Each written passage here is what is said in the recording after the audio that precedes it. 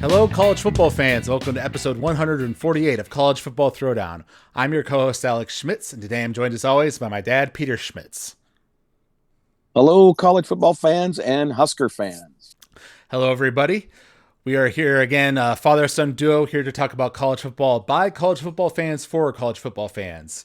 And today's episode is going to be less nationally focused and more Nebraska focused as we talk about Nebraska spring practice and our recently completed spring game. So there's a lot to get to today. There is. There's lots on the plate right now. Going to be a busy time. Going to be a busy time in Lincoln, I think. That's for sure. Yeah, we're recording this on Monday, April 24th. So just after the 2 days after the spring game. And before we get into all that, though, we're going to stick to our tradition and open up some beverages here. Some Nebraska fans might want to drink some cold beverages after that game.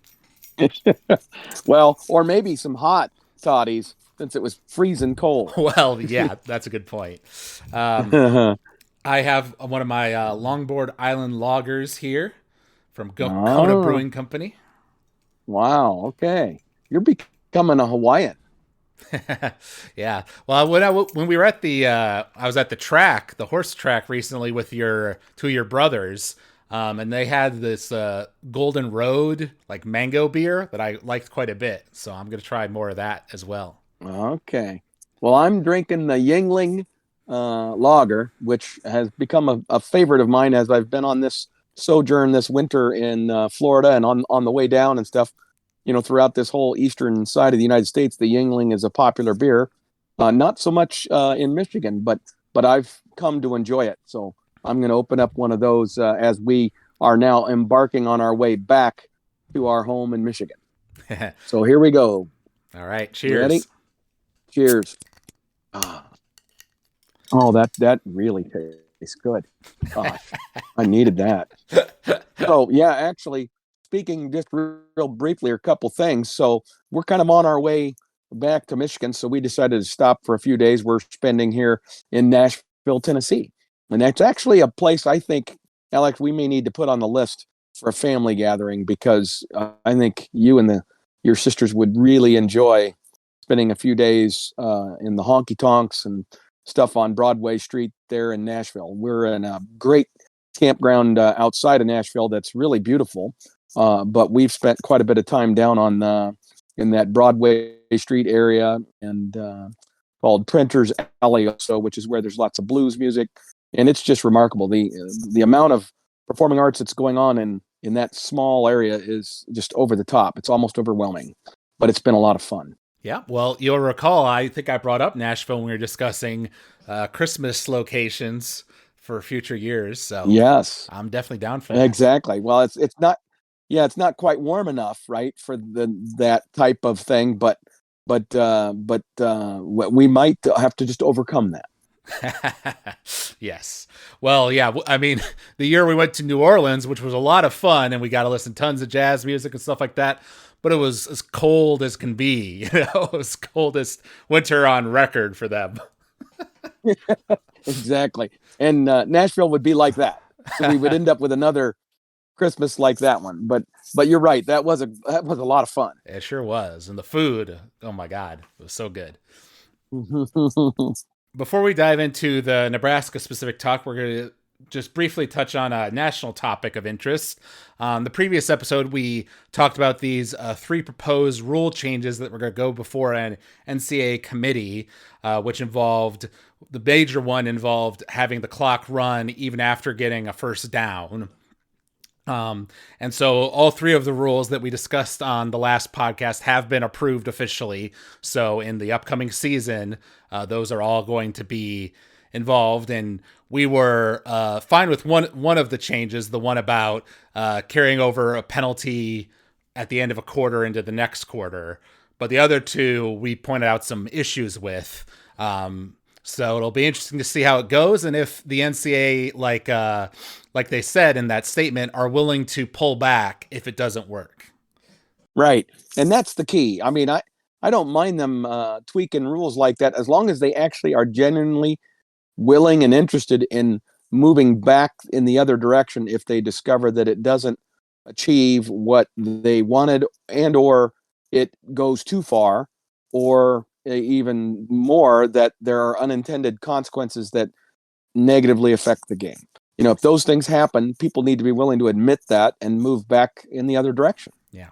I think the article I read said something about like the clock would run after first downs for the first time since like 1968 or something like that. So I guess back then there was a different rule in place, but for, 50 years now it's been the way we know it. Right, exactly. So we'll see how much of an impact it has on the number of plays and things like that. They're trying to reduce the number of plays per game, and I'm not necessarily in favor of that, as we voiced last time, but I get why they're trying to do it, and they probably will achieve it with these changes. Yeah. And I mean, it's not surprising because it was a spring game, but I believe our spring game that we watched, which was played basically like a normal game, was going with those NFL timing rules. So the clock was rolling after first downs, which will now be the norm. Correct. That's right. He did do that. I think that was a good move on Coach Rule's part to go ahead and move forward with that approach. Yes, I agree. Now, before we talk about the game itself, the spring game, we're going to talk a bit about spring practice and our expectations leading into the game. Obviously, you were following kind of the, weekly reports on what was going on in practice more than I was. But I recall you saying on a older podcast that, with all of these different systems that on both the offensive and defensive side of the ball that the coaches are trying to kind of mold together, right? We talked about them kind of doing a coaching clinic, before practice started to like really figure out what they're going to do, watching old film and things like that. So you made the point that like there's going to be a lot of things running through these kids' heads, so don't be surprised if it's kind of a sloppy spring game. And that's kind of what we ended up seeing. But were you getting indications of that from what you're hearing about practice? Yes. I mean, in some regards, I mean, I think that Coach Rule is an optimistic, positive viewing kind of coach. Not all coaches are like that. Like, for example, Bo Pelini wasn't necessarily always that way, right? He was much more inclined to complain. And so you have to kind of read between the lines on some of the things that Coach Rule says, and understand that he's telling you some things they're struggling with or working on without him saying we're struggling with this. And so turnovers were certainly one of those things. We had a couple of other live scrimmage periods where we had some turnover issues, individual practices where they had some turnover issues. So the fact that showed up in the game is not a complete surprise to me, but it's also very disappointing because it's obviously been a focus of the staff to emphasize the importance of ball security, and yet it didn't translate onto the field, and that's somewhat to be expected. I mean, the reality is you got so many players that are learning new things, and even as physical as spring practice was, even as much as they tried to go live and all that sort of stuff, the reality is this is the first time that they were, playing football in front of a large audience, a lot of their friends and family, lots of excitement, lots of energy, and so everybody's moving just a little bit faster. The decisions are having to happen a little quicker, and what that leads to is people's timing gets off. And especially if you're not comfortable with, what you're doing, which obviously these guys are still in the learning curve. And so it's not a complete surprise that we had turnover problems in this game, but it's disappointing because obviously the coaches had put a great deal of emphasis on it because they were talking about it throughout the spring. Right. I had seen some of those, that news that like, yeah, we were doing more, proper tackling in practices and stuff, and that this spring game was going to be, no green jerseys for the quarterbacks. It was going to be full contact basically the whole day. The only compromise he really made on that was the kickoffs, which were done in a different way to minimize injuries. which I appreciated. It's quite the contrast from what we just saw last year with Scott Frost. And we have been critical on the podcast of like Scott's being afraid of like doing more physical stuff in practices because of the injury concerns. And in the game itself, which we'll talk about, there were a couple of, injuries in the game or guys that had to step out for a few plays at least, things like that. So there is a risk to it. But I think the positive gains of getting your players into that mentality of like playing hard all the time is worth the risk in most cases. Well, I would agree, but most coaches have gone away from it because if you've got your offense and your defense and your techniques, in place, and you have your culture in place, then maybe you can back off a little bit. But I think while you're in that process of trying to build something, which is what Coach Rule and his staff are doing, I think it's really important that you play as much football as you can. And so I really, really like and embrace what they've been trying to do. Right. And we knew from spring practice and just, what the depth chart was looking like what our roster was looking like, that offensive line was going to be concerned because we didn't have a lot of depth there. And then in the game itself, we had those guys were in separate gray jerseys. And I think there were 10 of them that were swapping between playing offense for both the red team and the white team because we didn't have enough to split them up properly. So we knew that was going to be an area of concern. Right. And it was that didn't negatively affect play as much as I thought it might. We did end up having some injuries that towards the end of the game certainly influenced, the performance. But overall, for the first half or even maybe first 2.5 quarters, it was not a factor. Yeah. And because I know, there were two different offensive lineman injuries in the game, but I know one of the guys was back out on the field later. So it seems like whatever was bothering him wasn't like super serious. Was that your read as well? Yes, that is exactly right. So I guess leading up to the game, just to kind of get back on what we were wanting to talk about with the lead up, I'm really pleased with how the staff chose to approach the spring practices, right? I think they got a great deal accomplished. They spoke a lot about how much they got installed, and they feel like they're ahead of schedule, so to speak, in some regards with regard to implementation of their new concepts, but also acknowledging how much a long way they have to go, right? And I think ultimately, the result of the game kind of displayed that as well. But I was really happy with what all they did. Yeah, no, and obviously there's always extra excitement when it's the first spring game of a new coach, right? New offensive and defensive schemes. So there's a lot to look forward to.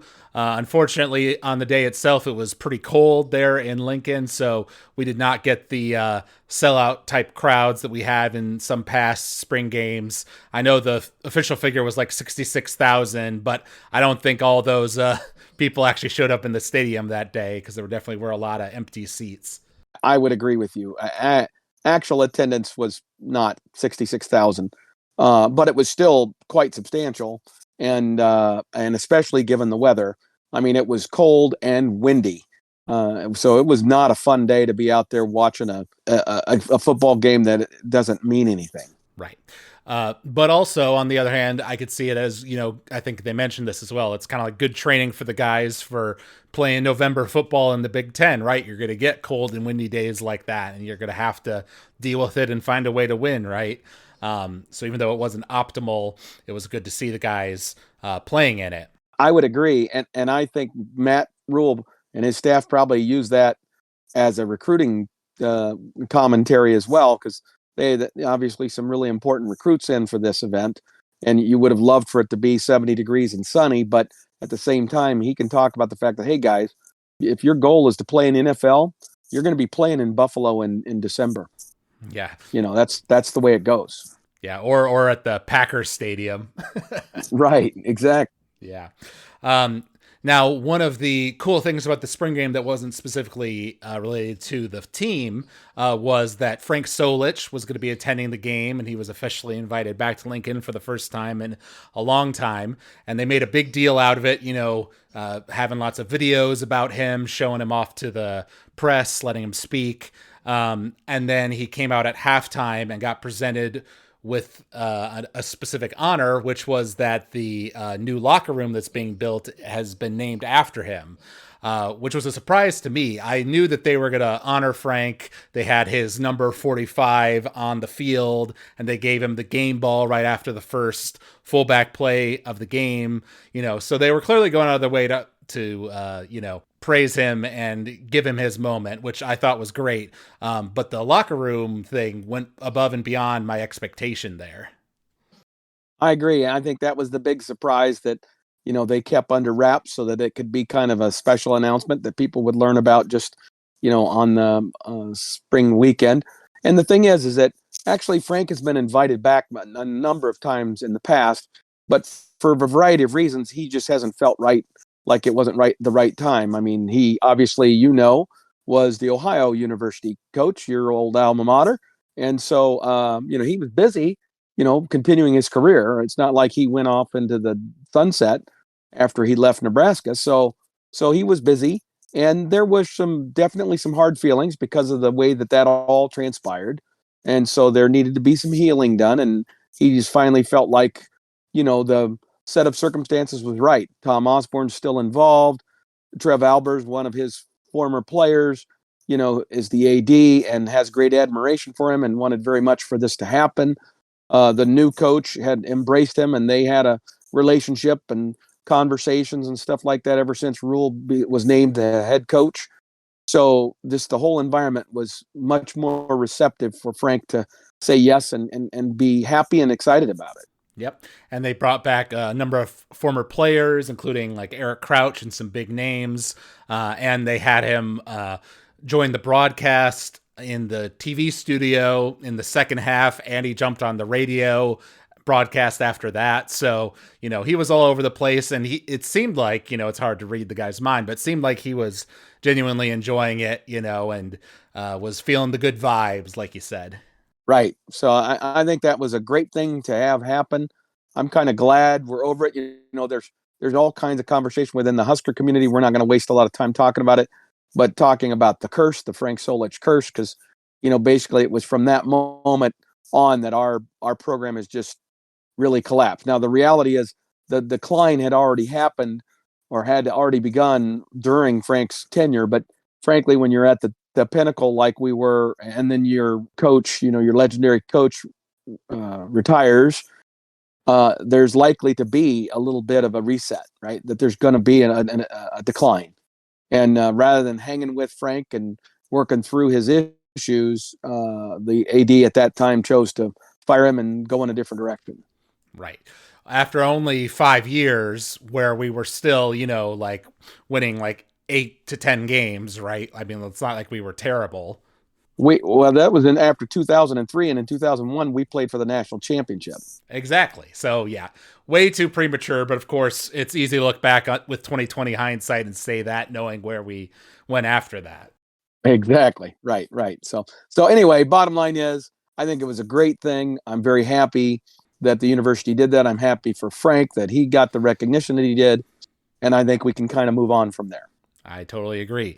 So that gets us into the actual game itself. I suppose one small thing is that coming out with the team at the beginning of the game after the tunnel walk was the new Herbie Husker, who's been redesigned to look like his older, like 70s version, his 70s design.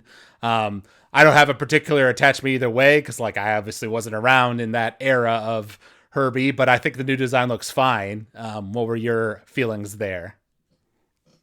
Yeah, I'm kind of ho hum.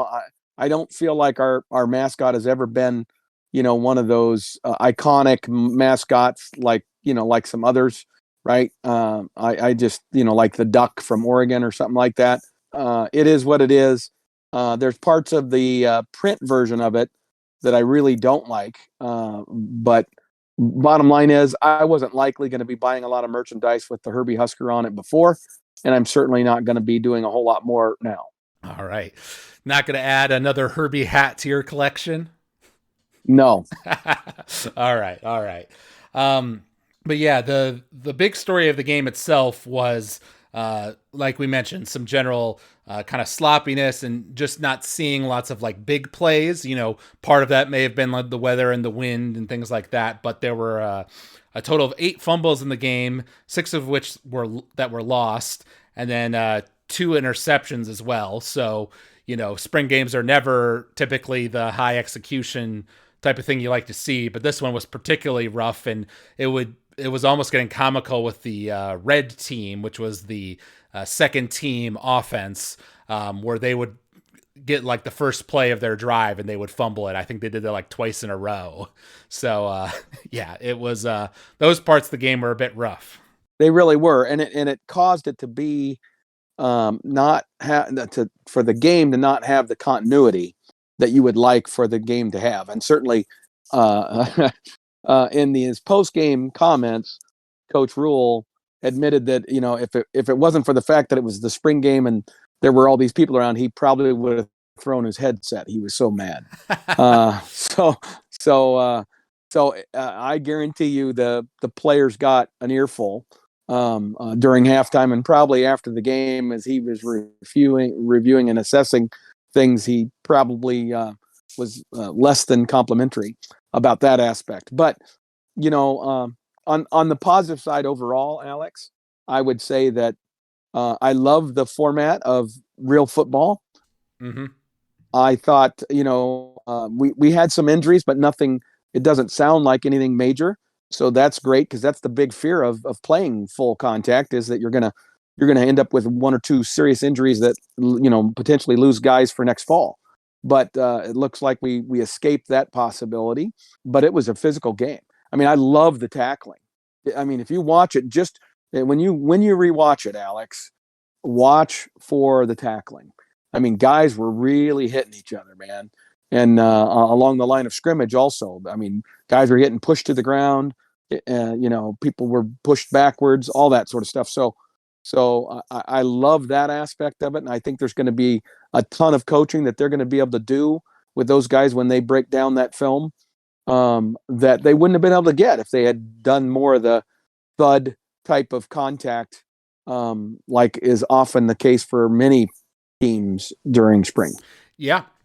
No, I definitely did notice that, because that's been a issue in the Scott Frost era, right? That was something we often talked about, was the terrible tackling.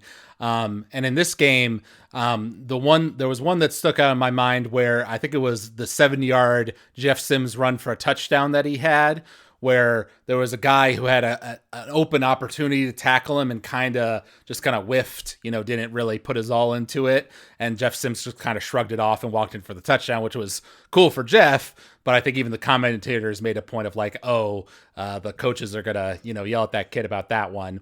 Yep. But that's the only prominent one that sticks out in my mind. Like in general, there was a lot of proper wrapping people up at the legs sort of tackling. I can think of 1 or 2 that were done in space that were pretty nice.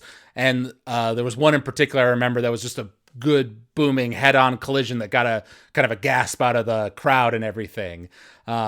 So defensively, I'm taking way more positives on the defensive side of the ball than I am in offense, and that kind of comes down to that whole dilemma of these spring games. Like, well, what did the offense look bad because the defense is playing good, or does our offense just suck and they're making our defense look good? It's kind of like, which is it?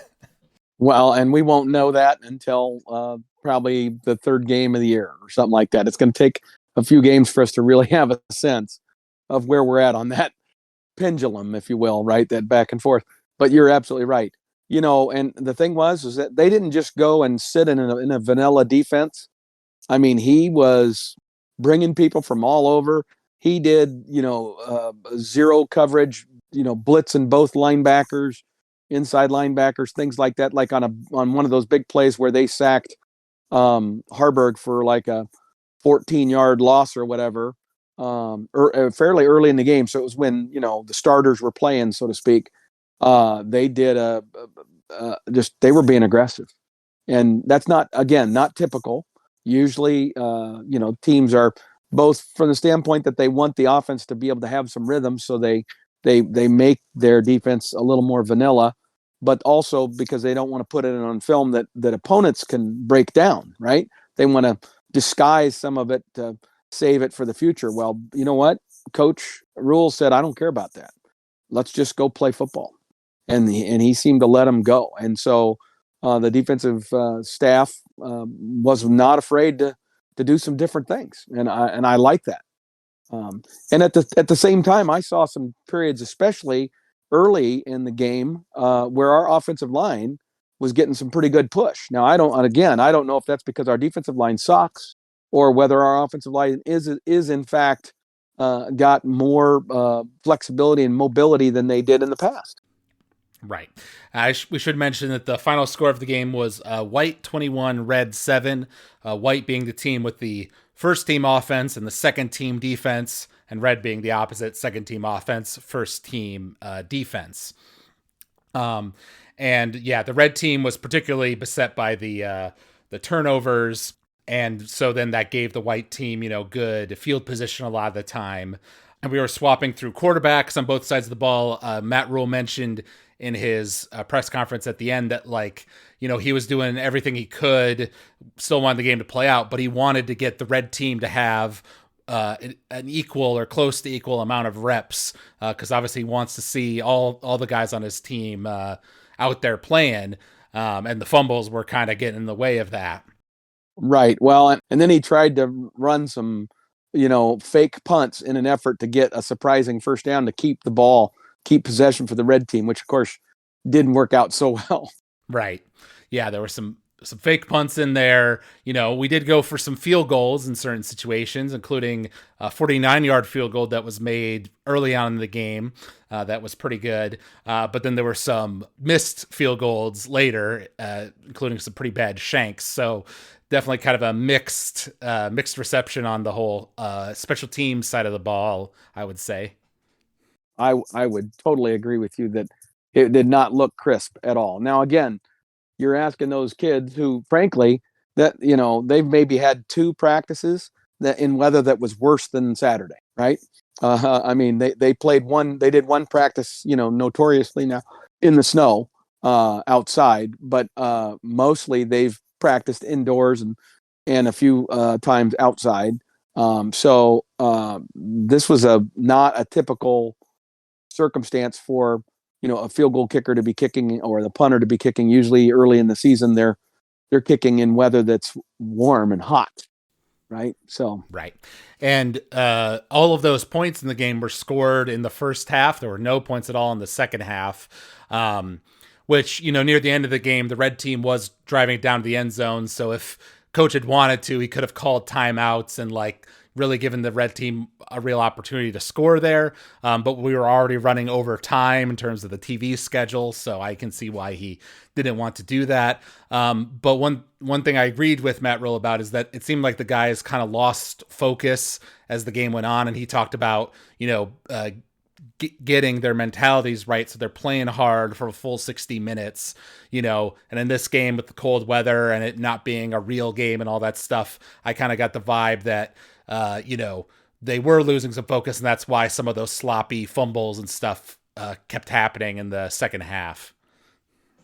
Yeah, and now they were trying to get as much personnel in as they could, right? So there was more substitution going on, things of that nature. So that all led to the sloppiness. But again, disappointing, right?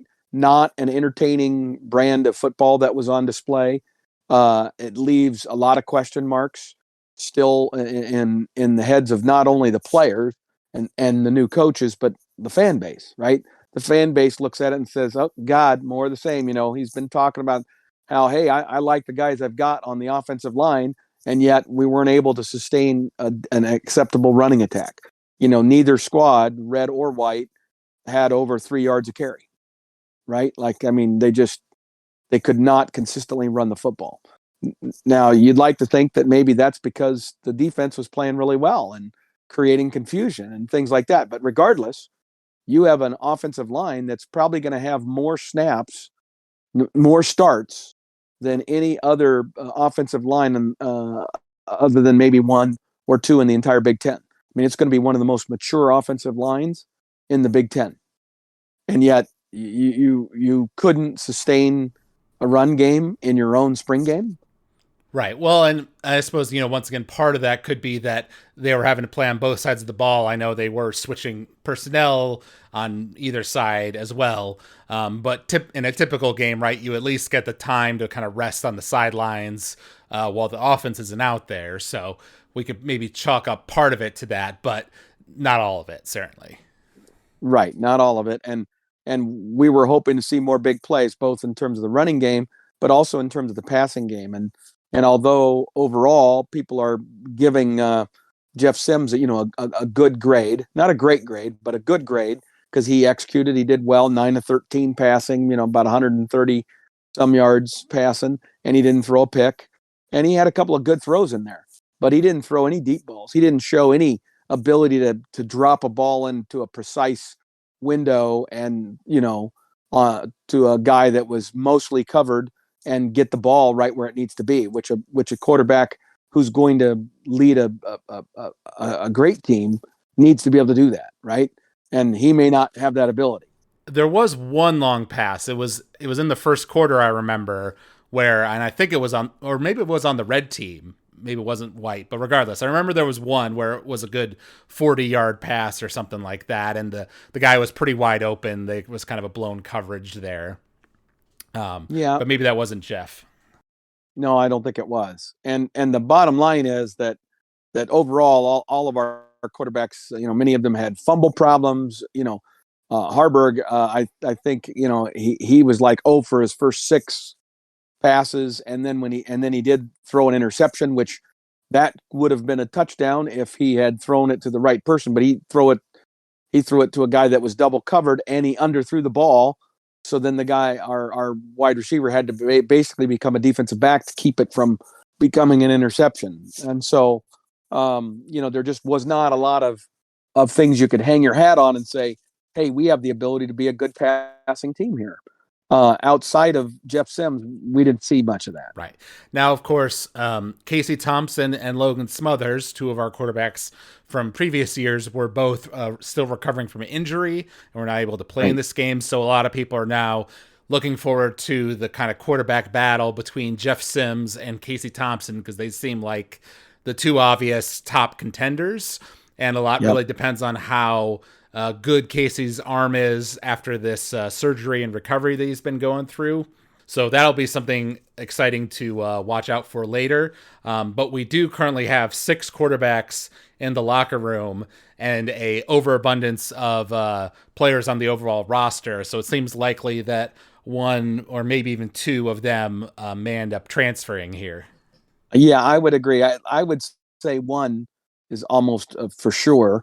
And then it's possibility that another one that might even be unexpected also decides to go ahead and step away as well. Yeah. Again, the Harburg thing is going to continue to be a challenge, because he has to demonstrate his ability to throw the football the way that a Division I Power 5 quarterback has to be able to throw it, with the accuracy and the strength and the consistency. If you can't do that at some point, we've got to stop trying to make him a quarterback. We got to recognize that we got a hell of an athlete here who could play tight end, who could play, an H-back type of role, who could be linebacker, because he's that kind of athlete. But if he doesn't demonstrate real soon that he can throw the football, how much more time and energy do you waste investing in him as a quarterback? Mm-hmm. And if he's not receptive to that change of position, then maybe you encourage him to go elsewhere. Right.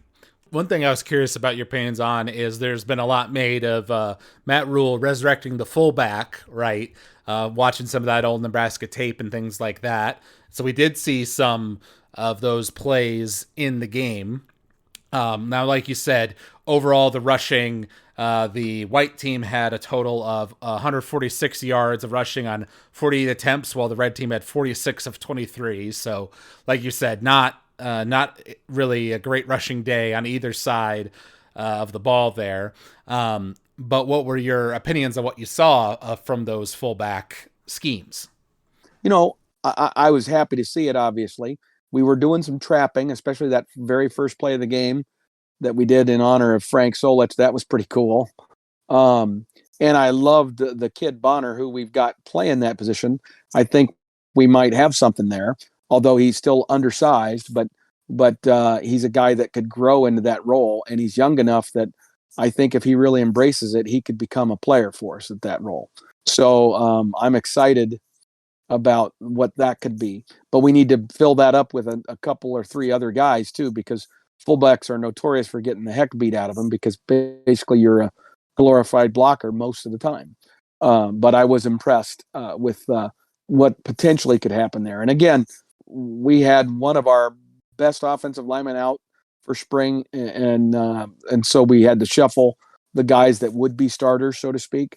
And so if all those guys end up in the game and healthy going into this season, our offensive line could look quite a bit different because our left tackle in this spring game ends up being, a left guard instead, and then or a right guard.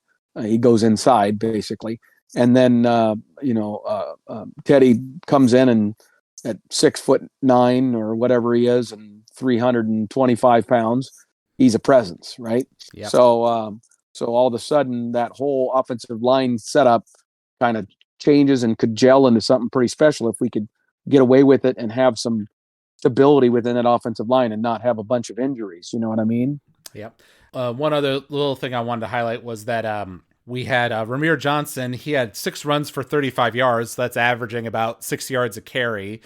So he had a pretty good game, even though he didn't really get the ball that much.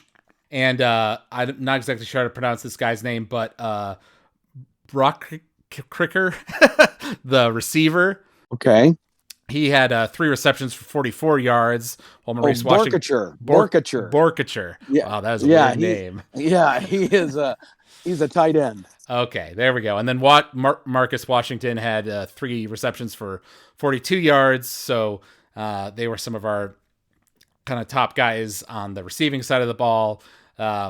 So yeah, not a big stats day like we said overall. But no. I liked the overall physicality we saw. I liked what I saw out of Jeff Sims, his overall consistency.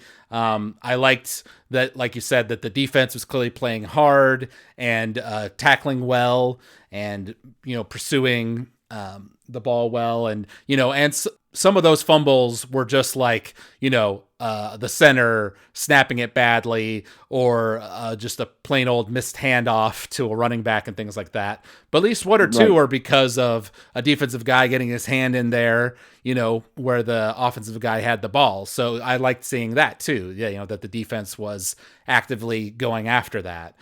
So those are some of the positives I have out of the game. Negatives are some of the things we've talked about.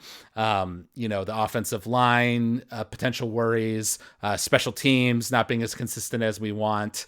The ball security is the big one for sure. So that's kind of my ending thoughts there. Right. Well, I like your summary. That's a very good summary, and I would echo most everything you said there. I'm going to try to add some things. So yeah, overall physicality, I'm all on board with you on that. In addition, I just feel like, it's going to be a lot of good film that they got out of this, even though it wasn't positive in terms of productive. They are going to have the ability to do a lot of coaching because of this film. And that's the good thing. And it seems like we came out of it fairly healthy, which is the other key thing of any spring game. So if that ends up truly being true, that's a great thing. Overall, I'm disappointed because I wanted to see more offensive effectiveness. And I certainly didn't want to see the turnovers, especially after Coach Rule had talked about it a number of times. But again, those guys are going to learn from that, right? It's a learning process, and they've got to figure that out. And we got to give these coaches more time to get that stuff fixed. Right. But I think you look at it overall and you see a team that has some talent. We've got some wide receivers that are pretty solid. I don't know that we have a guy, Trey Palmer-ish type of talent yet, but that might emerge over the course of the summer and fall camp, and with maybe Thompson playing quarterback instead of Sims, and so there's that. And I like our running back room. We've got a lot of good running backs. We don't have any one that's like, oh, this guy's going to run away and hide. He's going to be the starter bar none. We've got 4 or 5 guys that are all pretty solid, talented running backs, and if they had a decent offensive line in front of them, we'll do the job. They'll get it done for us. So I look at offense and I think, you know what? Just keep grinding, keep doing that 1% a day philosophy. Get better by 1% every day, and by the time our first game comes around, we're going to be a better football team. We're going to be ready, and that offense can do some things. And then defensively, like you said, flying around the ball, look like solid tackling. And there's no doubt that preparing for Nebraska is going to be tough because there's a lot he's going to throw at a team. So anybody that has to prepare for us is going to have a headache. Yeah, no, that's definitely true. And my final two takeaways, I guess, would be that one, the ball security thing. I feel like, that is something that can be taught, right? That's something that can be coached, Right. and that players can get better at, whereas like this guy just needs to be faster, right? That might just be beyond his physical abilities.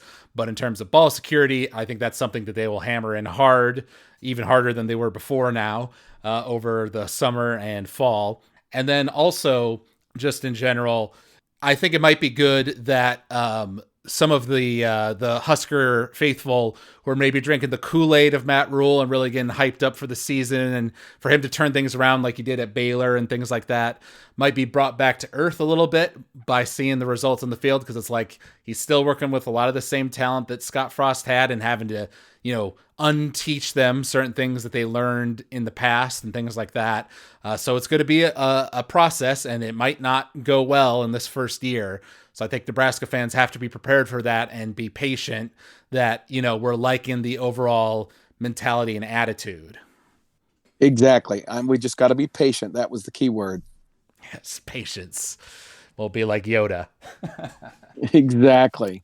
All right. Exactly. And so to end things off here, we're going to talk a bit about recruiting, kind of where Nebraska goes from here, as well as the portal transfers and things like that, because we are at 98 scholarship players currently.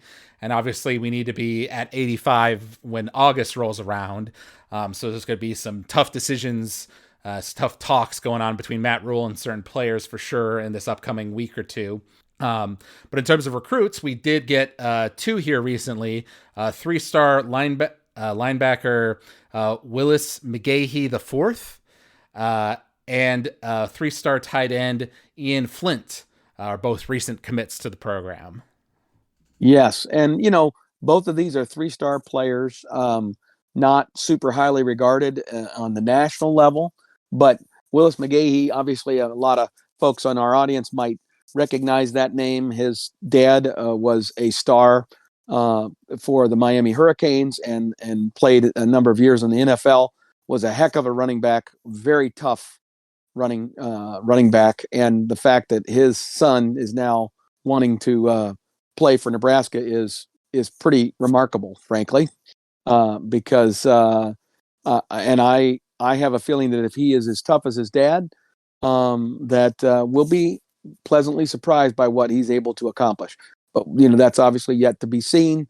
What he can do, when he's given that opportunity. Ian Flint, similarly, he's kind of an out of nowhere guy. He's somebody that our current offensive tight ends coach coached in high school, and so you got to believe he has some inside understanding about just what kind of athlete this Ian Flint is, because he doesn't have a lot of film. He just recently switched to football and has not played many years of organized football, so he's got a ways to go before he can maximize on what he's capable of doing. But he's got some really good athleticism, and I think they're excited about what he could be. Yeah, I would definitely agree with that. And then in terms of kind of thinning out the roster, as we have to do here in the upcoming next 10 days or so, We mentioned the quarterback room earlier.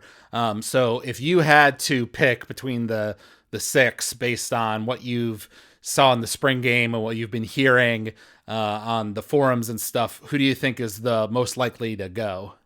Wow. Boy, Alex, that's a tough question, man. Putting me on the spot. Let me talk generically. So yeah, we're over the limit by like 12 or so players, 13 players. So obviously we have to cut some players. And there's this window now with the new structure. There is a couple of week window here in the spring, and then there is like I think it's either 3 weeks or maybe even a month in the December timeframe where it goes open as well. That way, they are limiting it to those two windows so that the rosters can otherwise be relatively stable the rest of the year. So you're not constantly having a churn and a turnover that can happen at any moment, right? So that's the window that's open right now, and so these players need to make a decision here in these next week or so about whether or not they want to jump into the portal. And so Coach Rule's going to talk with every one of the players individually, and their assistants, their position coaches will be involved as well. And so some of these guys are going to be told you have two choices. One, you can stay at Nebraska, continue to be a student, pursue your degree, but you'll no longer be a member of the football team. But you'll get your scholarship. You'll be able to retain your full ride. Now, alternatively, you can decline that and instead go ahead and go into the portal, and you'll come off of our roster, and then we'll do what we can to assist you in moving you to wherever you want to go. So that's kind of what's going to happen with some of these players. So with that said, you're back to your question about the quarterbacks. Honestly, I mean, I don't know the details. See, Chuba Purdy transferred from Florida State to us. So whether or not he would have to get a waiver to be able to transfer again, he's one quarterback I'm not sure about, right? Obviously, Jeff Sims is one of the likely competitors for starter, so he's not going anywhere. And I think Thompson, if he was going to jump into the portal, he would have already done it. So I think he's all in, and he's already graduated, and he's working on his master's degree, so he's staying put. So I look at those three, and I think those guys are probably all staying. So then it's the other three, right? And that's basically a freshman, Richard Torres, who has really not had much of a chance to do anything yet, and he was our freshman this year, so he's coming in as a redshirt freshman in this coming season. So you'd like to think that he would still want it, but he was recruited by Scott Frost, so it would not shock me at all if Torres ends up leaving. Okay, just because his loyalty was to Scott Frost. He's not much of a runner. It's clear that these coaches want somebody that has some running ability and athleticism out of that quarterback spot, at least the threat of it. So I feel like he's a guy that might very, very seriously consider moving on to another school. And since he's a freshman, he still has 4 years of eligibility, all his eligibility. So Torres would be one, and then I hate to say it, but I think Smothers is the other. I think he's been so loyal to Nebraska. I love the kid, but at the quarterback spot, I'm not sure we're going to see him rise to the level of being a starter for Nebraska unless we had a series of injuries, right? So he's another guy that they could have that kind of conversation with. But if Torres was to leave, then I think that's the pressure's off, and maybe then Smothers stays. Yeah, that's a good point about Torres, because Harburg, right, really had kind of a bit of a rough day, especially in the passing game. And when he was running the ball, he was pretty good. And I'm looking here, it says in terms of rushing, he was 7 of 19, but the number's been pulled down because he also took that big sack that probably lost him like 20 yards.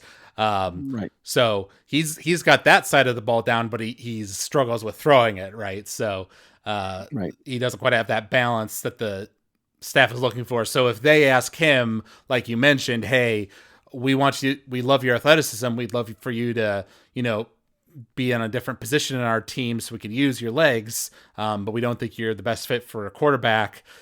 Does he tough it out in that situation, or does he leave and try to go to a smaller school where he can still be a quarterback? So I think Right. he is my kind of pick for most likely to go. Gotcha. You know what? That's good logic. That's good logic. But I think we can agree that most likely one guy from that room, from the quarterback room, is likely to leave because we're not going to keep 6 scholarship quarterbacks. So somebody's going to end up not having a scholarship um, at some point here in the near future. Running backs wise, I think there's a chance that some of the well, at least one of the young guys is likely to go. But they really like all those running backs. So I would think one of them is going to go, and who that's going to be, maybe there's a Irvin Johnson that is a redshirt freshman, and he just hasn't had much chance to show anything, and he didn't rise up in the conversation. So I think he's a guy that might be in the running back room that might be ready to exit out. There's a couple of guys in the wide receiver group that are either redshirt freshmen or sophomores who aren't part of the upper mix, so to speak. And now they have 7 freshmen coming in, some of them who are pretty highly regarded and were all recruited by this new staff. So you got to wonder if a couple of those guys are thinking, you know what, my window of opportunity here is closing. I'm going to go find one somewhere else. So I could see that happen with wide receivers. I don't see anybody leaving the offensive line because right now all of those guys look like they'd have playing time because there's so few of them. So I don't expect any changes there. I don't expect.